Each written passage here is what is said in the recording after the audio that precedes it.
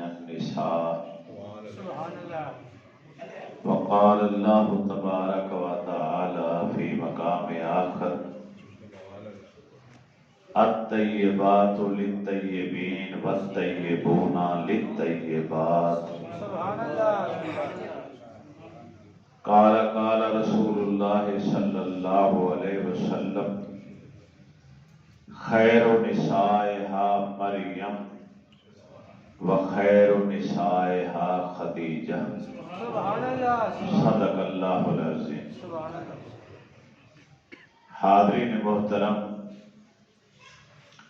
آج ماہ رمضان مبارک کی 9 تاریخ ہے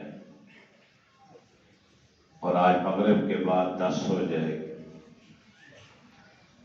10 رمضان المبارک کو وصال پاک ہے ام المومنین زوجہ رسول اللہ صلی اللہ علیہ وسلم حضرت سیدہ خدیجہ رضی اللہ تعالی عنہا 10 رمضان. فتح مکہ کا واقعہ بھی 10 رمضان کو ہوا، لیکن کیونکہ وہ بہت بڑی فتح ہے اس لیے ہم اسے جمعۃ الوداع کی طرف لے کے جائیں گے. تو کل 10 رمضان کی نسبت سے کہ یوم وصال ہے کائنات کی پہلی مومنہ کا، سبحان اللہ. سبحان اللہ. امام الانبیاء کی پہلی رفیق حیات کا، سبحان اللہ. اسلام اور کائنات کی پہلی محسنہ کا، سبحان اللہ. سبحان اللہ. اسی نسبت کو سامنے رکھتے ہوئے آج ہم آپ کو خراج عقیدت پیش کرتے ہیں اور آپ کی سیرت کے احوال اجمالی طور پر اس محدود وقت میں آپ کے سامنے رکھتے ہیں. سبحان اللہ. سب سے پہلے دلائل شرعیہ کے اندر ہمارے پاس قرآن پاک ہے. سبحان اللہ. قرآن پاک نے ایک اصول ہمیں دیا، الطیبات للطیبین والطیبون للطیبات. سبحان اللہ. الطیبات للطیبین، پاک عورتیں ہی پاک مردوں کے لیے ہیں. سبحان اللہ. والطیبون للطیبات، اور پاک مرد یعنی پاک شوہر پاک عورتوں اور پاک بیویوں کے لیے. سبحان اللہ. جو چاہتا ہے کہ میری بیوی نیک اور صالح اور پاک باز ہو، پاک کردار ہو، اس شوہر کو چاہیے کہ پہلے خود پاک کردار ہو جائے. جس دن وہ گناہوں سے توبہ کر لے گا آٹومیٹک بیوی کو خود رب اجازت دے دے گا، مولا دے دے گا، وہ بھی توبہ کرے. سبحان اللہ. یہ قانون ہمیں رب کے قرآن میں سے ملا کہ پاک مردوں کے لیے پاک عورتیں ہیں اور پاک عورتوں کے لیے پاک مرد ہیں. اس قانون کو سامنے رکھیے تو امام الانبیاء سے بڑھ کر پاک کون ہوگا؟ سید آمنہ کے لال سے بڑھ کر تو نہیں کوئی ہو سکتا نا اس کائنات میں. اللہ کے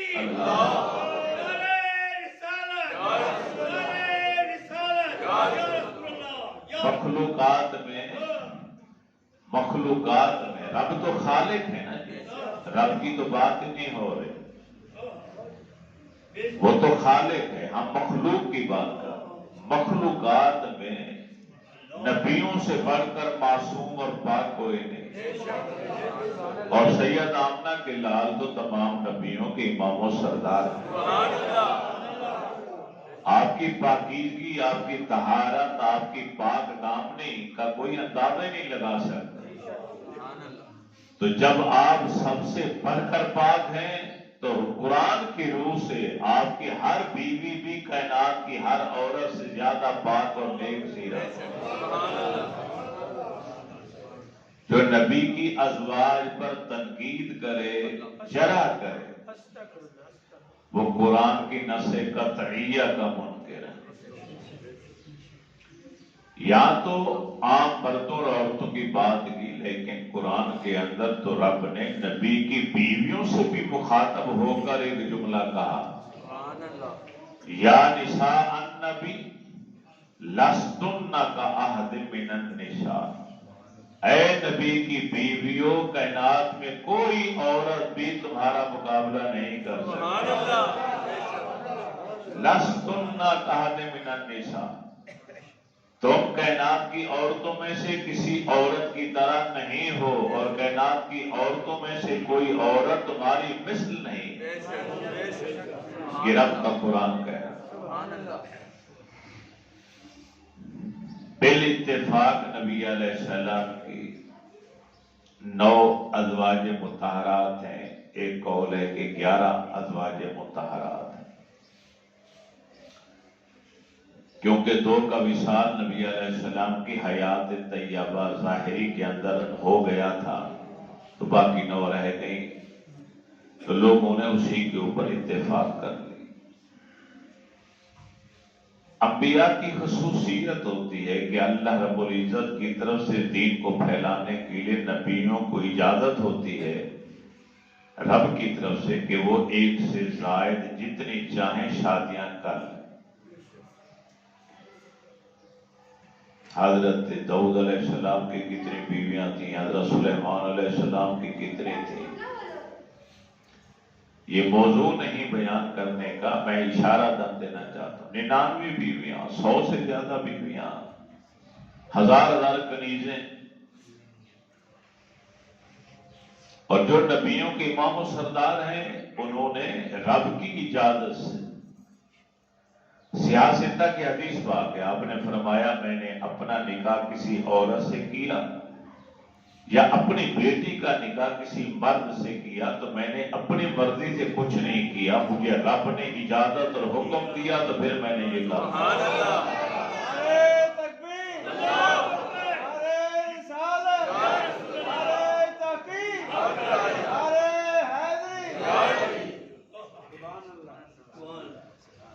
تو 9 ہوں یا 11 ہوں، ہم سبھی کو مانو۔ اور قرآن پاک نے ہی ہمیں ایک اور جملہ بھی دیا تا قیامت، وَأَزْوَاجُهُ أُمَّهَاتُهُمْ، کہ آپ کی ازواج، آپ کی بیویاں ایمان والوں کی مائیں ہیں۔ رب نے انتخاب کیا عورتوں کا، جن کو کائنات کے ایمان والوں کی ماں بننا تھا،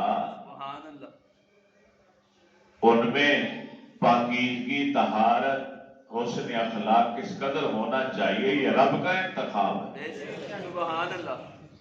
کسی زوجہ پر جرح کرنا رب کے انتخاب پر جرح کرنا۔ آپ کے لیے رشتہ آپ کا والد تلاش کرتا ہے، ماں تلاش کرتی ہے، بھائی تلاش کرتا ہے، بہنیں تلاش کرتی ہیں، دوست احباب تلاش کرتے ہیں، مگر میرے پیارے رسول کے لیے بیویوں کا انتخاب اور چناؤ میرے رب نے کیا ہے۔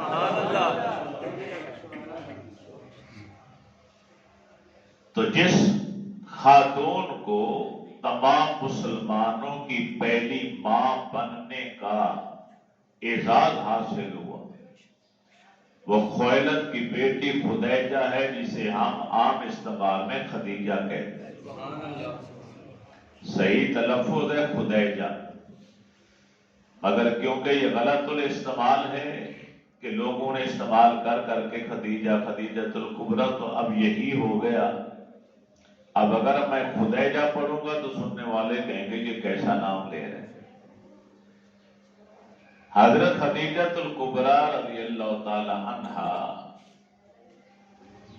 قریشیاں ہیں، قریش سے ہیں، قبیلہ قریش سے۔ نبی علیہ السلام نے قبیلہ قریش کے اندر بھی شادی کی، پھر عرب سے تعلق رکھنے والوں سے بھی شادی کی، اور حضرت صفیہ کے ساتھ جو غیر عرب تھی نہیں، ان سے بھی شادی کی۔ مقصد تھا اسلام کو پھیلانا۔ فلاں قبیلے میں شادی ہو جائے گی تو قبیلے والے سارے مانوس ہو جائیں گے، پھر آنا جانا رہے گا، ملاقات رہے گی، گفتگو رہے گی، وہ قریب آئیں گے، آپ کا حسن کردار دیکھیں گے، اخلاق دیکھیں گے، ایک دن کلمہ پڑھ کے مسلمان ہو جائیں۔ نفسانی خواہشات کا عمل دخل نہیں، کیونکہ نبی نفسانی خواہشات سے بھی پاک ہو۔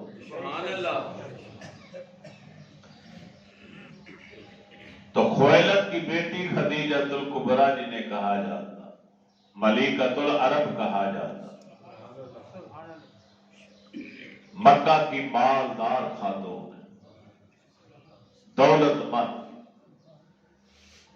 آج کی اصطلاح میں ہم کسی کو کروڑ پتی ارب پتی کہتے ہیں، تو آج سے 1450 سال پہلے مکہ کے اندر جو کروڑ پتی خاتون تھی، تاجر، تجارت کرنے والی کاروباری شخصیت، وہ آپ ہی تھی۔ بلند اخلاق ہے، نیک سیرت ہے۔ مکہ میں اور مکہ کے آس پاس کے علاقوں میں طاہرہ کے لقب سے آپ کو یاد کیا جاتا ہے، پاکیزہ خاتون۔ مگر قسمت عجیب چیز ہے، اس پر زور کسی کا نہیں لگتا۔ ابو حالہ سے آپ کا نکاح ہوا، بچے بھی ہوئے تو، لیکن زندگی نے وفا نہ کی، شوہر فوت ہو گئے، آپ بیوہ ہو گئے۔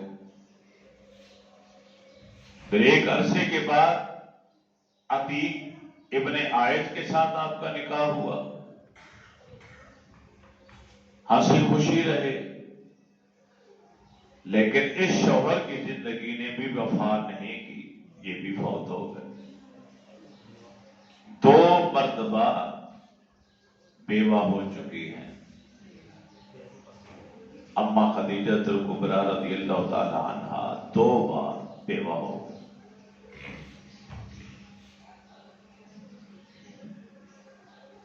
آج کا نوجوان سوچے سمجھے، آج کا نوجوان کہتا ہے کہ میں کنوارا ہوں، جوان ہوں، میں بیوہ سے شادی کیوں کروں، میں طلاق یافتہ سے کیوں کروں۔ اما عائشہ صدیقہ عفیفہ رضی اللہ تعالی عنہا کے علاوہ جتنی بیویاں ہیں نبی علیہ السلام کی، یا طلاق یافتہ ہیں یا بیوہ ہیں، ساری بیویاں یا بیوہ یا متعلقہ طلاق یافتہ۔ صرف کنواری ایک ہے صدیق اکبر رضی اللہ تعالیٰ عنہ کی بیٹی ام المومنین حضرت سیدہ عائشہ صدیقہ عفیفہ رضی اللہ تعالیٰ عنہ۔ 40 سال کی عمر ہے، اور نبی علیہ السلام کی عمر مبارک 25 سال۔ عالم دنیا کی ظاہری حیات طیبہ 25 سال، اور جو 2 بار بیوہ ہو چکی ان کی عمر 40 سال، 15 سال کا فرق ہے۔ رب کو منظور تھا، اللہ کے نبی کے ساتھ ان کی شادی ہوئی، اور 25 سال کی رفاقت ہے نبی علیہ السلام۔ ایک دن کی نہیں، ایک رات کی نہیں، ایک ہفتے کی نہیں، مہینے کی نہیں، سال کی نہیں، 25 سال۔ 15 سال اعلان نبوت سے پہلے اور 10 سال اعلان نبوت کے بعد۔ یہ نقطے ذہن میں رکھا کریں، آپ کام آئیں گے، آپ کے کہیں بیٹھنا پڑے، بتانا پڑے تو آپ بتا سکتے۔ 25 سال کی سنگت، تعلق کوئی معمولی بات نہیں، وہ بھی نبیوں کے سردار کے ساتھ۔ ہجرت سے 3 سال پہلے آپ کا وصال مبارک ہو۔ शेब अबी तालिब घाटी की कैदोबंद की सौतें काटी, भूख और प्यास को बर्दाश्त किया, मगर वो बीमारी और भूख और प्यास और वो कैदोबंद की जो सौतें थी 3.25 साल की, मक्का वालों ने समाजी बाइकाट कर दिया था नबी अलैहिस्सलाम का और मुसलमानों, शहर से बाहर निकाल दिया गया। 2 पहाड़ों के दरमियान एक घाटी थी, शेब अबी तालिब, सरकार भी वहीं आ गई, आपकी ज़ौजा भी वहीं आ गई। उस वक्त आपकी गोद में सैयदा फातिमा तो ज़हरा भी थी, मोहसिना कायनात, जिन्हें कायनात की तमाम औरतों का सरदार कहा जाता है, वो बेटी है सैयदा खदीजतुल कुबरा। बेटी की लोग शाने बयान करते, जिस मां ने ऐसी बच्ची को जन्म दिया, उस मां को भी सलाम अकीदत पेश करना है। 65 साल की उम्र में आपका विशाल मुबारक हुआ 10 रमजान।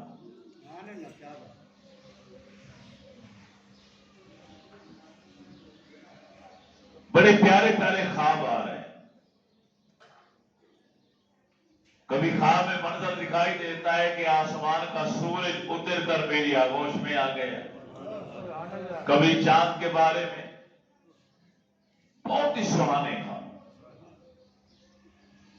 चचाजाद भाई थे वर्का बिन नौफल, इंजील का आलिम था। आप अपने चचाजाद भाई के पास गए थे, तुम आलिम हो इंजील के, मुझे इस तरह के ख्वाब रोजाना आ रहे हैं। वो खुश हो गए, फरमाया मुबारक हो। तौरात तो इंजील किताबों को सामने रख कर इन ख्वाबों की ताबीर ये बनती है कि अल्लाह के आखिरी नबी खत्म नबूवत का ताज पहनने वाले की तुम बीवी बनोगी। अभी सरकार ने तो ऐलान नबूवत किया ही है। ऐलान नबूवत तो 40 साल की उम्र में हो। अभी तो आप लड़के हैं, जवानी का आलम है। 11-12 साल की उम्र के लगभग है, 12 साल लिखा है लिखने वालों ने, मक्का में कहत पड़ गए। उस वक्त आप अपने चचा अबू तालिब की कफालत में थे, हजरत अली के घर में थे। हजरत अली के वालिद अबू तालिब कफील थे आप। चचा जान कहने लगे, भतीजे माली हालात बहुत खराब हो चुके, अब तो 2 वक्त की रोटी भी मुश्किल है। चचा बताइए क्या करना। चचा जान कहते हैं कि मक्का की मालदार खतून है खदीजतुल कुबरा, इनका माल तिजारत निगरान अपनी निगरानी में लेके जाते हैं शाम और मिस्र के अंदर फरोख्त करने के लिए। जब वापस आते हैं तो उन्हें मजदूरी बहुत सारी मिलती है, ढेर सारा माल मिलता। मैं चाहता हूं कि भतीजे आप जाइए इस बार निगरान बन के काफिले के साथ। आपने तबस्सुम फरमाया, मुस्कराए, फरमाया चचा मैं अलग तो नहीं जाऊंगा उनके पास, हाँ अगर वो मुझे निगरान बना के भेजना चाहें तो मैं उनका काफिला लेकर जाऊंगा और इंशाअल्लाह ताला ढेर सारा मुनाफा कमा के लाएंगे।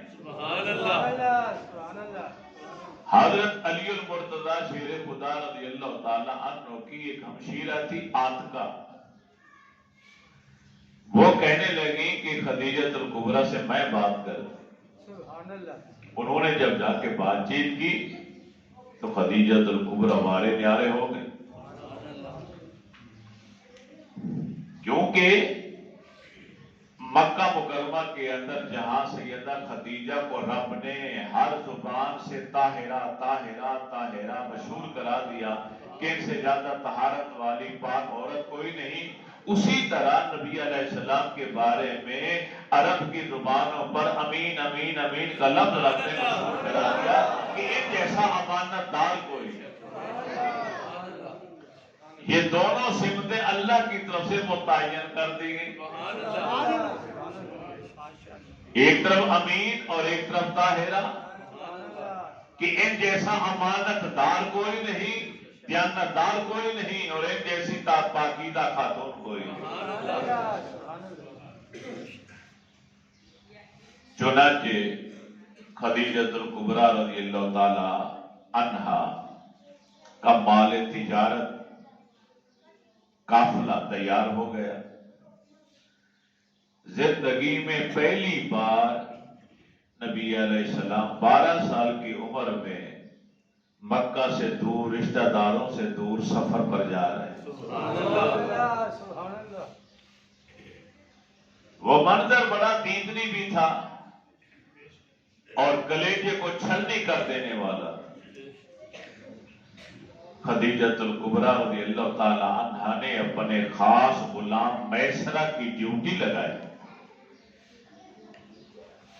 کہ لوگوں کے سامنے اونٹوں کی مہار عبداللہ کے ذرے یتیم کے ہاتھ میں دے دینا، لیکن جو ہی یہاں سے قافلہ روانہ ہو، لوگوں کی آنکھوں سے اوجھل ہو جائے تو مہار خود پکڑ لینا اور ان کو اونٹنے پر سوار کر دینا۔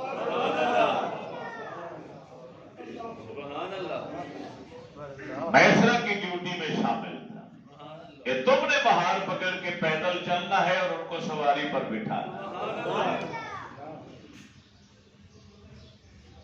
جب قافلے کی روانگی کا وقت آیا تو سارا عرب امنڈ آیا مکہ شہر سے باہر قافلے کو روانہ کرنے کے لیے، اپنے عزیز و اقارب جانے والوں کو الوداع کہنے کے لیے۔ آپ کے چچا ابو طالب بھی کھڑے ہیں، ان کی ہمشیرہ عاتکہ بھی کھڑی ہیں، نبی علیہ السلام کے خاندان کے اور لوگ بھی ہیں۔ بہار نبی علیہ السلام کے ہاتھ میں آئی تو علی المرتضیٰ رضی اللہ تعالیٰ عنہ کے والد ابو طالب کی بہن عاتکہ کی چیخ نکل گئی، زاروں کا تار رو پڑی اور روتے ہوئے بلند آواز سے مخاطب کرتی ہیں، اے عبداللہ، اپنی خاک لاش سے سر باہر نکال کر دیکھیے، آپ کا لخت جگر آج پہلی بار سفر کی کوہان پہ سوار ہو رہا۔ آئے عبد المطلب، اپنے مدفن سے باہر آ کر دیکھو تو صحیح، جسے تم نے لاڈ اور ناز و نخروں سے پالا تھا، آج سفر کی تکلیفیں جھیلنے کے لیے تیار کرا۔ اے سیدہ آمنہ، کہاں ہیں آپ؟ یہ منظر ہم سے نہیں دیکھا جا رہا، آپ کیسے دیکھ پائیں گے؟ یہ وہ جملے تھے جو ہر کلیجے کو چھلنی کرتے چلے جا رہے تھے۔ نبی علیہ السلام کے چچا کی آنکھوں سے پانی کی برسات، ہر آنکھ اشکبار۔ دعاؤں کے ساتھ جب یہ قافلہ روانہ ہونے لگا تو چچا جان دوڑ کر آئے اور نبی علیہ السلام کے چہرے مبارک کے دونوں طرف اس طرح ہاتھ رکھا اور آپ کے سر اور ماتھے کے بوسے لیے۔ بے پناہ محبت اور پیار تھا اپنے بھتیجے کے۔ چنانچہ یہ قافلہ یہاں سے روانہ ہوا شام کی طرف۔ میسرہ نے حسب وعدہ کچھ دور چلنے کے بعد بہار خود پکڑ لی اور کریم آقا علیہ السلام کو سواری پہ سوار کر دیا۔ مصر کی حدود میں یہ قافلہ جب پہنچا، کئی دنوں کے بعد ایک جگہ پڑاؤ ڈالا گیا۔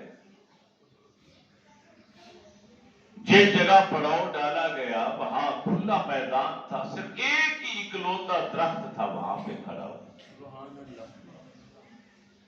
काफिले वालों ने सवारियों को बैठाया, अपना सामान उतारा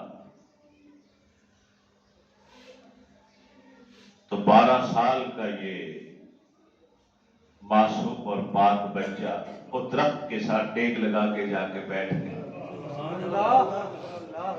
सामने नस्तूरा राहिब की कुटिया थी। बुहीरा भी कहा गया, नस्तूरा भी कहा गया। राहिब था, तौरात तो इंजील का आलिम था, दुर्वेश सिर्फ इंसान था। वो अपनी कुटिया के अंदर बैठा, अचानक निकला, भागा, किताब उसके हाथों में, और यहां पड़ाव डालने वाले काफिले वालों के पास आगे को लोगों को चीरता हुआ सीधा उस दरख्त के पास आया जहां सरकार बैठे हैं, टेक लगा के। अब किताब खोल के, वर्क को खोल के देखता है, सरदार को देखता है, फिर किताब को देखता है, फिर सरदार को देखता है, फिर किताब खोलता है, सरदार को देखता है। 3-4 बार ऐसा करने के बाद चिल्ला के कहता है, अरे काफिले वालों सुनो, हाज़ा सैयदुल मुरसलीन, अरे ये नबियों का सरदार बैठा है।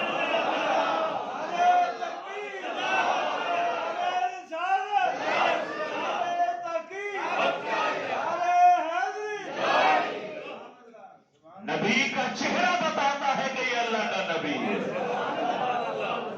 नबूवत और अदम नबूवत का इन्हिसार नबी के चेहरे मोहरे पर होता,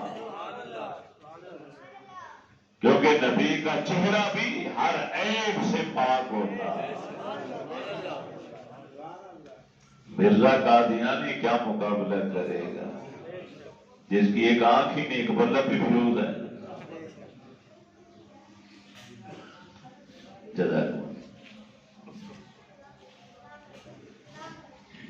अरे काफिले वालों, ये अल्लाह के नबी और रसूल हैं, ऐसे नबी रसूल नहीं, खत्मे नबूवत का ताज भी इनके सर पे रखा जाएगा।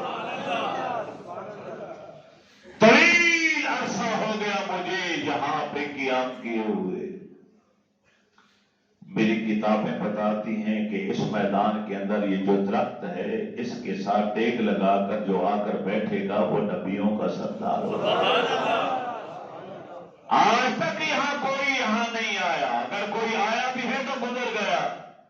किसी ने पड़ाव भी डाला तो किसी की जुर्रत नहीं हुई दरख्त के साथ टेक लगाकर बैठने की। आज पहली बार ऐसा हुआ। फिर भागा भागा चला गया अपनी कुटिया में, खाने पीने का सामान जितना रखा था वहां से खाने पीने की चीजें तैयार करनी शुरू कर दी। अब उस पर टाइम लगता है। काफी देर के बाद जब खाना पीने का सामान वो लेकर आया तो उस वक्त लोग दरख्त के साए के नीचे बैठ चुके थे और नबी अलैहिस्सलाम अपने ऊंट को लेके दूर चराने के लिए गए हुए। खाना लेकर आया, अब वो देखता इधर उधर तलाश करता। लोग कहते हैं कि खाना लाए हो रहा है मियां, मैं खाना दो। तो वो कहने लगा कि जिस दूल्हा के लिए मैंने खाना बनाया पहले वो तो देख लूं, वो कहां। तुम तो बाराती हो, दूल्हा तो वो है, पहले उन्हें तो देख लो ना। अब रावी कहता है कि उस दरख्त का जितना साया था सारा लोगों ने मान लिया, पुर हो गया। अब जब सरकार आए तो उस वक्त साया खत्म है। अब धूप वाली जगह, नबी अलैहिस्सलाम धूप वाली जगह पे आके बैठ गए। जो ही बैठे तो दरख्त का साया आपके ऊपर आ गया। इधर बैठे, मिसाल दे रहा हूं, इधर बैठे तो दरख्त का साया इधर हो गया। अब उधर वाले धूप में आ गए और साया इधर आ गए।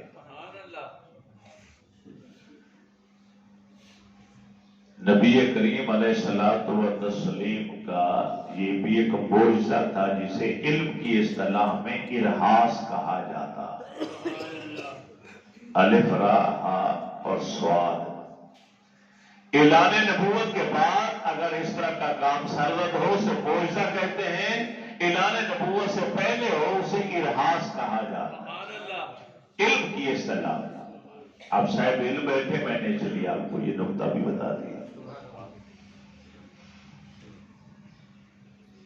تو اللہ رب العزت نے اس راہب کے قول کی تصدیق کرانے کے لیے، تائید کے لیے اس معجزے کا ظہور کیا کہ اگر کسی کے ذہنوں میں کوئی شک بھی تھا راہب کی باتیں سن کر، یہ تو مکہ سے ہے، ہمارے ساتھ رہتے ہیں، ہمارے خاندان کے لوگ ہیں، ارے یہ تو عبداللہ کا درہ یتیم ہے، یہ راہب کیا کہہ رہا ہے؟ یہ نبی ہے، رسول ہے، رسولوں کے سردار ہیں، کیسے؟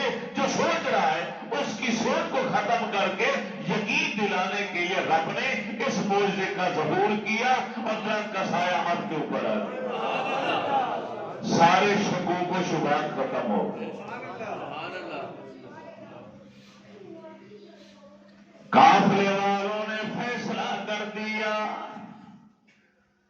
ملک شام کی طرف نہیں جانا، مصر قریب ہے، ارے مصر کے بازار چلتے ہیں، مال تجارتی فروخت کر دیتے ہیں، کیونکہ راہب نے کہا تھا ان کی جان کو خطرہ بھی ہے، دشمن ان کے پیچھے لگا دیے گئے، ان کی تلاش میں دشمن پھر رہے ہیں، ارے جتنا جلدی ممکن ہو مال تجارت فروخت کر کے واپس انہیں سلامتی کے ساتھ مکہ لے جائیے۔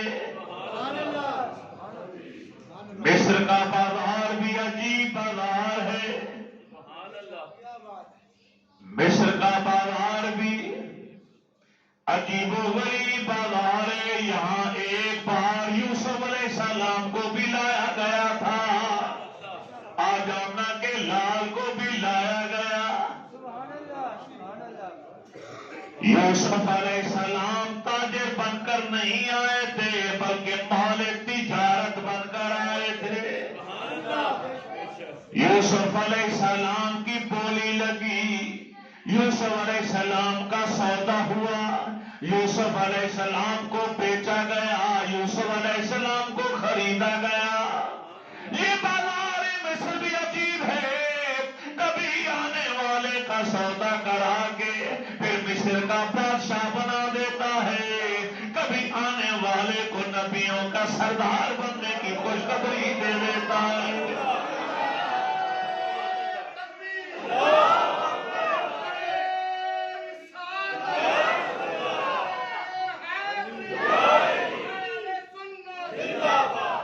مصر کا بازار بھی عجیب بازار، یوسف علیہ السلام اللہ کے نبی چوک میں بٹھا دیے گئے تھڑے کے اوپر، بولی لگنا شروع ہو گئی، عزیز مصر بھی آیا، راحیل کا میاں وہ بھی آئے، زلیخا کا اصلی نام راحیل تھا، زلیخا تو لقب تھا اس کا، را الف عین یہ لام،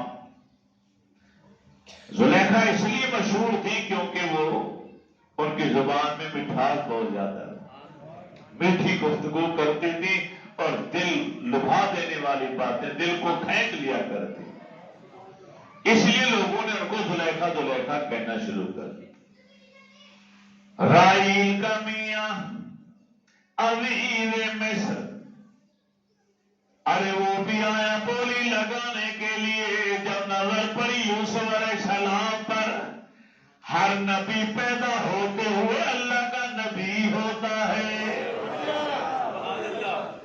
آثار نبوت نبی کے چہرے پر ہر وقت موجود ہوتے، اعلان نبوت بعد میں کرتا، اپنی نبوت کو شو بعد میں کرتا، ظاہر بعد میں کرتا۔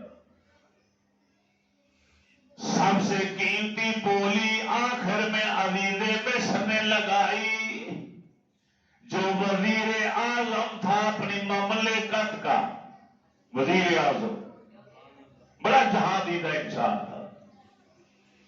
پہلی نظر دیکھتے ہی سمجھ گیا تھا کہ یہ بچہ کوئی معمولی بچہ نہیں. بولی کیا لگی کہ ترازو کے ایک پلڑے میں اس بچے کو بٹھا دیا جائے، دوسرے میں مشک رکھ دی جائے، برابر وزن کر کے دے دو. پھر حریر ریشم خالص رکھا جائے، برابر وزن کرو وہ بھی دے دو.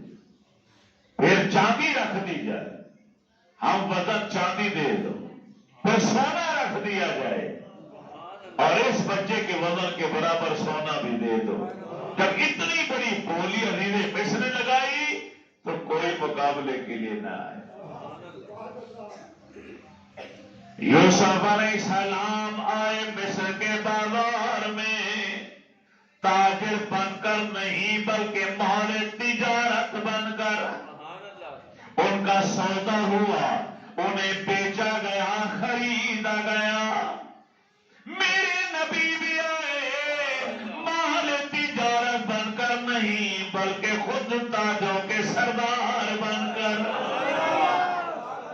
کریم آقا علیہ السلام بھی آئے. ہر تاجر اپنا مال رکھ کے اپنے سامنے کھڑا ہے. اب مصر والے آئے. آج جو بھی اس سے پہلے آتا تھا ارے مال کو دیکھتا تھا، مالک کی طرف کوئی نظر اٹھا کر بھی نہیں دیکھتا تھا. یہ مال کیسا ہے، ایک نمبر ہے یا دو نمبر ہے، اس میں ملاوٹ تو نہیں، کھوٹ کتنا ہے. آج مصر والے آئے، ارے مال کو کوئی بھی نہیں دیکھ رہا، مال لانے والے کو دیکھ رہے ہیں.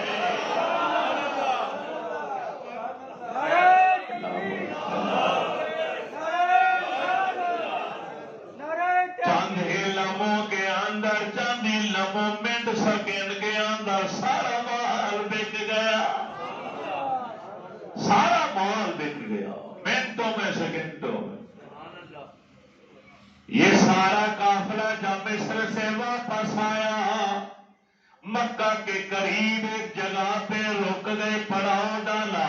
میسرا غلام کہتا ہے، عرض کرتا ہے، مجھے اجازت دیجیے میں مکہ شہر میں پہلے جاؤں، جا کے اعلان کر دوں کہ قافلہ واپس آ گیا ہے، خیریت کے ساتھ واپس آ گئے ہیں. خدیجہ تو کبریٰ کو جا کے میں خوشخبری سنا دوں. میسرا غلام آیا، مکہ میں دھوم مچ گئی. ارے ہر گھر کے اندر تیاریاں شروع ہو گئی. ارے ہزاروں کی تعداد میں ارے لوگ استقبال کے لیے امنگ آئے. چچا ابو طالب بھی آئے ہیں، اب جمشیرہ عاتقہ بھی آئے ہیں، خاندان آیا ہے. امام الانبیاء مکہ مکرمہ کے اندر آپ کا دوبارہ دخول ہوا. وارے نہیں آ رہے، بار بار گلے لگا رہے ہیں، چوم رہے ہیں. جب حساب و کتاب ہوا پتا چلا کہ اتنے سالوں میں کاروبار ہوتا رہا، اتنا منافع کبھی نہیں ہوا جتنا منافع امانت اور دیانت کے اصول پر اس سال ہوا. خدیجۃ الکبریٰ رضی اللہ تعالی عنہا نے جو اجرت طے تھی وہ بھی دی، اتنا مال اور بھی دیا، اور اپنی طرف سے گفٹ ایک خوبصورت قیمتی سرخ اونٹ تھا جو نبی علیہ السلام کے حوالے کی. یہ اپنی محبت تھی. ایک اونٹ اس وقت عرب کے اندر قیمتی سواری اونٹ ہوا کرتا. آج بھی عرب والے اونٹوں سے بہت پیار کرتے. اسے صحرا کا جہاز کہا جاتا. کئی دنوں تک اسے کھانے پینے کے لیے نہ ملے پھر بھی یہ قائم دائم رہتا. جہاں گاڑیاں نہیں چلتی وہاں اونٹ چلتا. اب خدیجۃ الکبریٰ کے من کے اندر اللہ نے اپنے محبوب کی الفت، چاہت، پیار کو ڈیل دی. دن رات اثر ہوتے رہے مگر نہ رات کو چین اور سکون نہ دن کو. ایک سہیلی کے ذریعے خدیجۃ الکبریٰ نے پیغام نکاح خود بھیجا نبی علیہ السلام.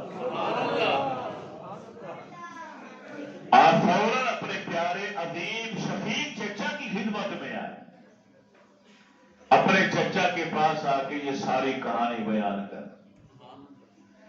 چچا جان فرمانے لگے بھتیجے یہ تو بڑی خوش قسمتی والی بات ہے کہ مکہ کی عظیم ترین عورت، مالدار عورت کے علاوہ حسن اخلاق میں، حسن سیرت میں، کردار کے لحاظ سے کوئی عورت اس کا مقابلہ نہیں کر سکتی. بھتیجے قبول کر لو. آپ نے رشتہ قبول کیا. مجلس سے نکاح منعقد ہوئی تو چچا نے، اس وقت نکاح اعلان تھا، بڑی برادری کے اندر بیٹھ کے اعلان ہوتا ہے، تو چچا نے خطبہ نکاح پڑھا اور اعلان کر 40 سال عمر ہے اور ادھر دولہا کی عمر 25 سال. اتنا بڑا فرق. آج ہم اپنے بیٹے اور بیٹوں کے رشتے کرتے ہیں تو کہتے ہیں نہیں نہیں یہ تو 5 سال کا 6 سال کا فرق ہے، 10 سال کا فرق ہے. مگر ان کا عقیدہ اور ان کی سوچ یہ تھی کہ رشتے فرق پر طے نہیں ہوتے، عرش پر طے ہوتے. عرش والے کو یہی منظور تھا.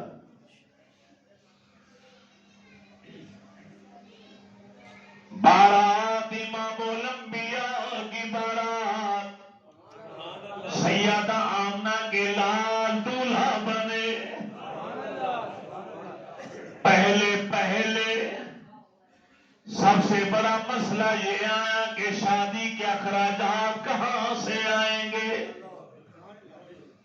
ابو قحافہ کا بیٹا ابو بکر صدیق رضی اللہ تعالیٰ عنہ کے کانوں تک بات پہنچی، جو بچپن سے یار اور دوست ہے میرے نبی کے. صدیق اکبر خود چل کر آئے، آگے عرض کرتے ہیں نبی علیہ السلام سے، آپ کے چچا جان سے کہ فکر نہ کریں، فوراً سارے انتظامات ہو جائیں گے، سارا خرچہ میں دوں گا. حاضرین و سامعین یہ جملہ سن کر بھی آپ حیرت میں آ جائیں گے. تمام نبیوں کے امام و سردار حضرت عبداللہ کے درِ یتیم سیدہ آمنہ کے پیارے لخت جگر جب دولہا بن کر حضرت خدیجہ کبریٰ کے گھر یہ بارات گئی، دولہا نے جو لباس زیب تک کیا ہوا تھا وہ بھی صدیق اکبر کا لایا ہوا تھا. صدیق اکبر رضی اللہ تعالی عنہ بچپن سے پیار کرنے والی شخصیت، عمر میں 2.5 سال کا فرق ہے. ظاہری حیات طیبہ، عالم دنیا کی ظاہری حیات طیبہ، نبی علیہ السلام تقریباً 2.5 سال بڑے ہیں اور ابو بکر صدیق 2.5 سال چھوٹے. ظاہری عمر میں زیادہ فرق نہیں. سرکار کی میں اصل عمر کی بات نہیں کر رہا، ظاہری دنیا کی بات کر رہا. تو جو لباس دولہا نے پہن رکھا تھا وہ لباس بھی صدیق کا دیا ہوا. میری کریم آقا علیہ السلام کو جب دولہا بنا کے روانہ کرنے لگے، چچا جان کے گھر سے جب نکلنے لگے تو رو پڑے، آنکھوں میں آنسو جاری، کیونکہ یہی وہ لمحات ہوتے ہیں جب بچہ دولہا بننے والا بچہ یہ چاہتا ہے میری ماں آگے بڑھے، میرے سر پر دست شفقت رکھے، ابا جہاں سامنے کھڑے ہو ان کا مسکراتا ہوا چہرہ دیکھو. آج نہ ماں ہے نہ باپ ہے، نہ بھائی ہے نہ بہن ہے، امام الانبیاء دولہا بنے، آپ کی آنکھوں سے آنسو جاری ہو گئے. چچا جان نے گلے لگا لیا، بھتیجے بیٹا رونا نہیں، آپ کی ماں بھی میں، باپ بھی میں، بھائی بھی میں، بہن بھی میں. بے پناہ پیار. کریم آقا علیہ السلام خدیجۃ الکبریٰ کے ساتھ نکاح ہو گیا، شادی ہو گئی. 15 سال اعلان نبوت سے پہلے خدیجۃ الکبریٰ نے میرے نبی کے ساتھ بسر کی. زمانہ شناس خاتون ہے، 2 شادیاں پہلے ہوئی، ناکام ہوئی، بیوہ ہوئی 2 بار، ہر اونچ نیچ سے واقف ہے، بیوی سے بڑھ کر شوہر کی زندگی کے بارے میں کوئی گواہی نہیں دے سکتا۔ نبی کریم علیہ الصلوۃ والتسلیم فرماتے ہیں کچھ ستو، کچھ کھجورے، کچھ پانی مجھے دے دو، میں نے غار ہرا میں جانا۔ خدیجۃ الکبریٰ نے بغیر کوئی سوال و جواب کیے وہ سامان دے دی، اکثر معمول رہتا۔ جو ہی نبی علیہ السلام کی عمر مبارک ظاہری حیات دنیاوی میں 40 سال ہوئی،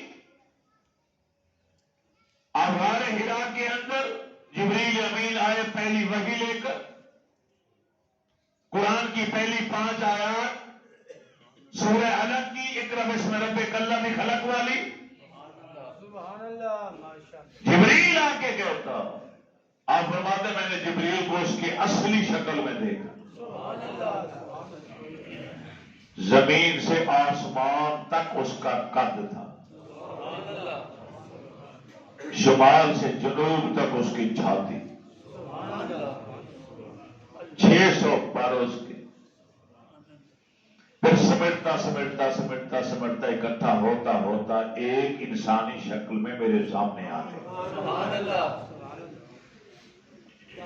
جبریل آ کے کہتے ہیں اقرا، پڑھیے، جواب تھا ماں آنا بیکار ہے، میں نے تو دنیاوی کسی استاد سے تعلیم حاصل نہیں کی، تو میں تو پڑھا ہوا نہیں ہوں۔ اس نے پھر کہا اقرا، اور ہر بار اس نے گلے لگا کے بھینچا آپ کو، 3 بار ایسا ہو، تیسری بار جبریل آسمان کی طرف دیکھتا ہے، مولا تو نے مجھے بھیجا، تیرا محبوب آ کے یہ جواب دیتا، فرمایا جبریل یوں نہ کہے اقرا، اقرا بنا پڑھ، نہیں ایسے نہیں کہنا، بلکہ پورا جملہ بولو، اقرا بسم ربک الذی خلق، اپنے رب کے نام کو لے کر پڑھیے۔ جب جبریل نے رب کا نام لیا، میرے نبی نے پڑھنا شروع کیا۔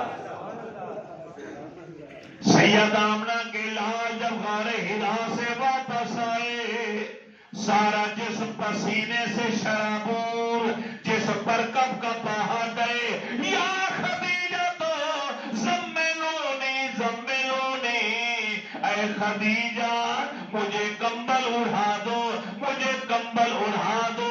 ارے کمبل اڑا دیا گیا جب آپ کی وہ حالت وحی والی، وحی کا وہ نزول قرآن کا، لو انزلنا ھذا قرآن علی جبل لرأیتہ خاشعا متصدعا من خشیۃ اللہ، رب فرماتا اگر یہ قرآن میں پہاڑوں پر اتارتا، پہاڑ ریزہ ریزہ ہو جاتے، اور وہ پہلی وحی امام الانبیاء کے قلب محمدی پر آئی تو اس کا بوجھ تھا، جب وہ کیفیت میں وہ سکون ہو گئے، سارا واقعہ بیان کیا۔ اما خدیجہ تو کبریٰ کہتی ہے کلا واللہ لا یخزیک اللہ ابدا،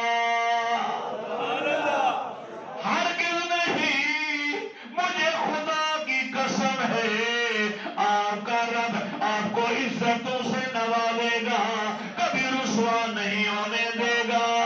دوڑی دوڑی اپنے چچا زاد بھائی ورقہ بن نوفل کے پاس گئی، اللہ کے نبی نے جو کیفیت بیان کی وہی جا کے بیان کیا، جو آیات پڑھ کر سنائی کہ یہ وہی نازل ہوئی وہی جا کے ورقہ کو سنائی، ورقہ اٹھ کے کھڑا ہو گیا، بہن مبارک ہو، اور یہ تو وہی کلام ہے جو موسیٰ عیسیٰ علیہ السلام پہ اترا تھا۔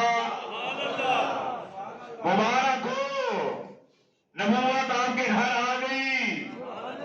آپ کی یہی خواہش تھی نا، بڑے بڑے اچھے خواب دیکھا کرتے تھے کہ میں امام الانبیاء کی بیوی کہلاؤں، آج وہ عزت آپ کو مل گئی۔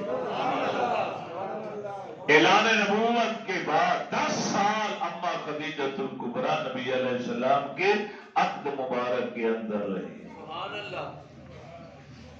حضرت ابو ہریرہ رضی اللہ تعالیٰ عنہ کا کہنا،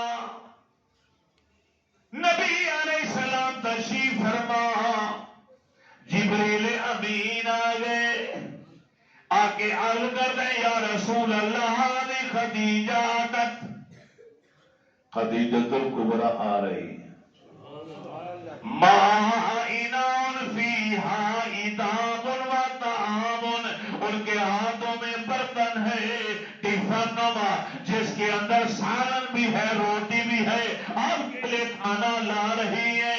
جب آپ کے پاس آئے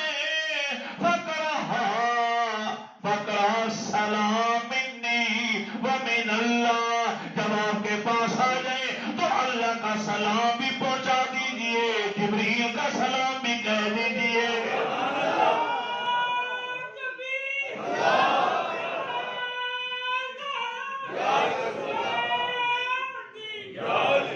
کیا شان ہے اماں خدیجہ الکبریٰ رضی اللہ تعالی عنہا کی، تمام مسلمانوں کو پیاری ماں، نبی علیہ السلام کی زوجہ، رفیق حیات، پہلی مصدقہ، پہلی مومنہ، پہلی محسنہ اسلام اور محسنہ کائنات۔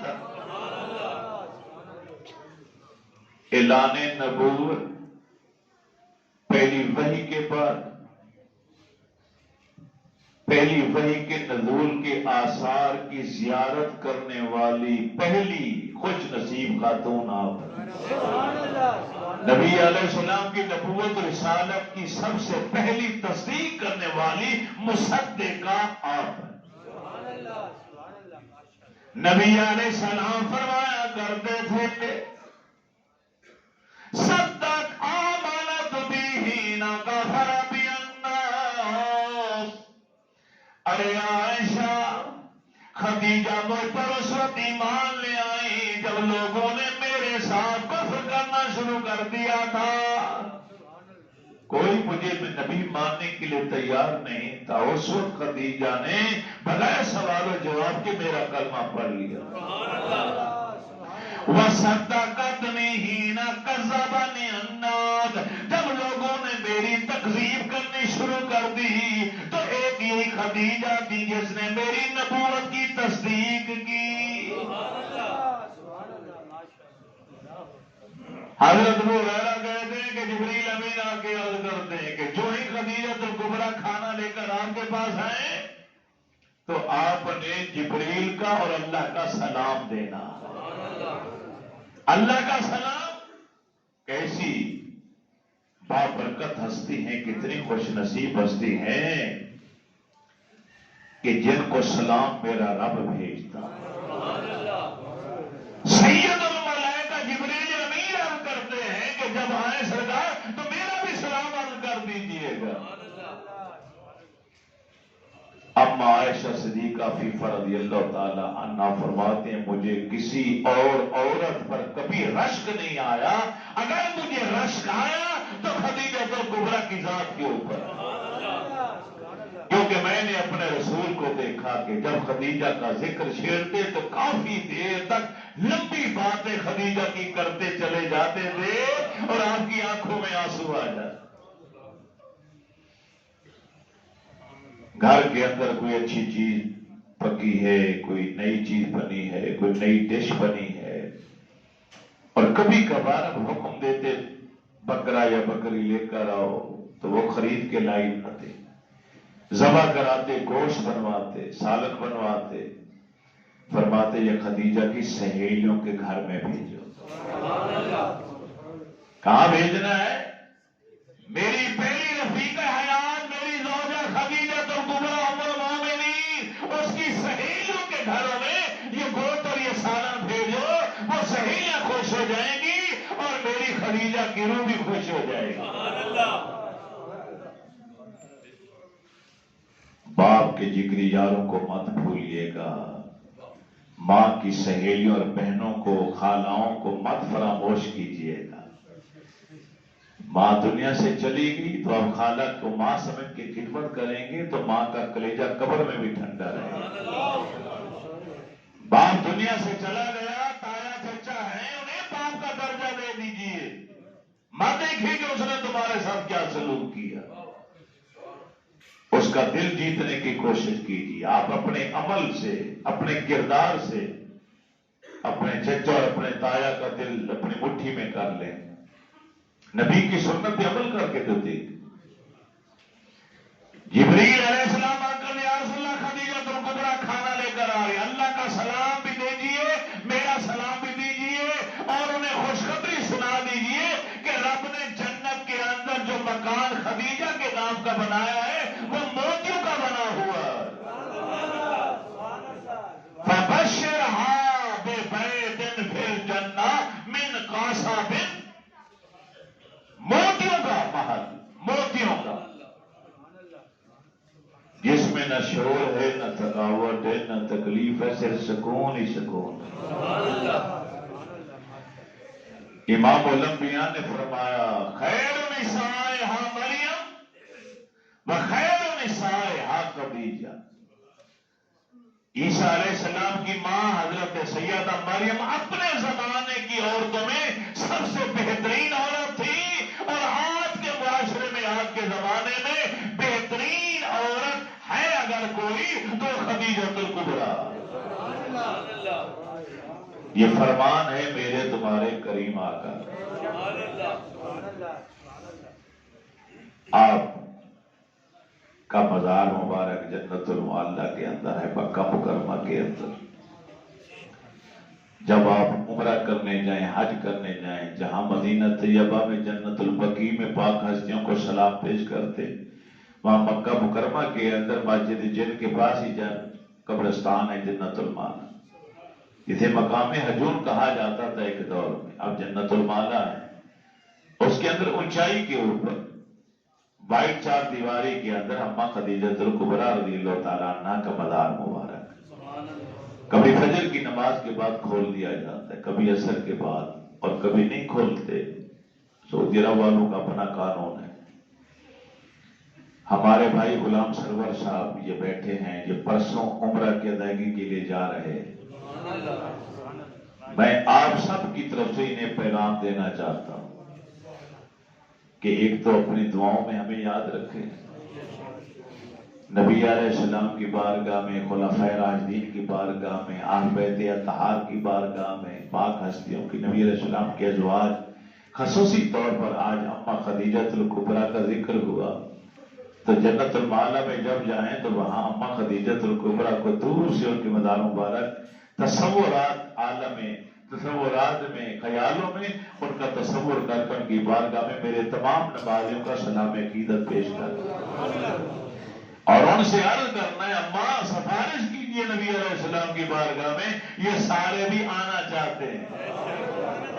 میری دعا ہے اللہ میری اور آپ کی حاضری قبول فرمائے، وما علینا الا البلاغ۔